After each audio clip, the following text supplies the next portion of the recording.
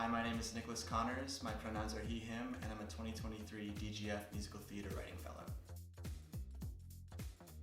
I started taking piano lessons when I was really young, and I would probably say I wasn't the greatest piano student because I would practice a few minutes on whatever minuet I was supposed to be learning, and then I would just start making stuff up for 2 hours. And maybe frustrated my teacher, but it was my way of figuring out how to express myself through music. And then I did a lot of plays and musicals as an actor for years through middle school, high school, and into college. And then I started writing my first musical that was produced when I was a sophomore in college, and really caught the bug then and decided to move to New York and give it a show.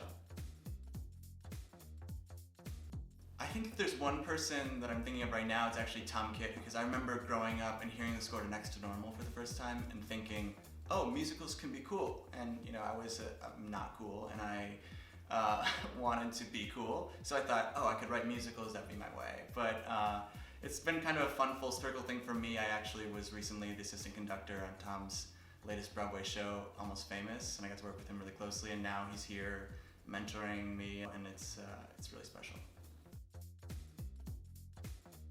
The musical I'm developing here is set during the 1920s West Virginia coal mine wars, which is this fascinating piece of American history that I knew nothing about until I stumbled across it at one point.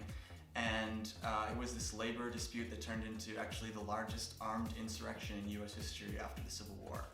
And that opened up a whole world of things I never really knew much about, and then I was combining that with my love of Appalachian folk music and bluegrass music, and it's kind of all come into an original story set during that time period that I think has been really exciting to write, and loving and developing it here as a fellow.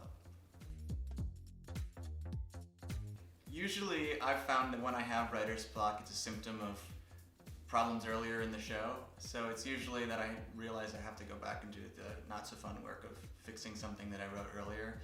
Because I know that when I'm in flow and when I'm writing, things seem to feel very inevitable, and you just write and it keeps going. And then if you're stuck on something, it's probably just the whole conception of the moment is wrong. So someone said the wrong thing back in Act 1 that is leading me astray. So I usually go back and figure out what's going on. Otherwise, I'll try to research more or listen to something that's totally unrelated to whatever I'm working on.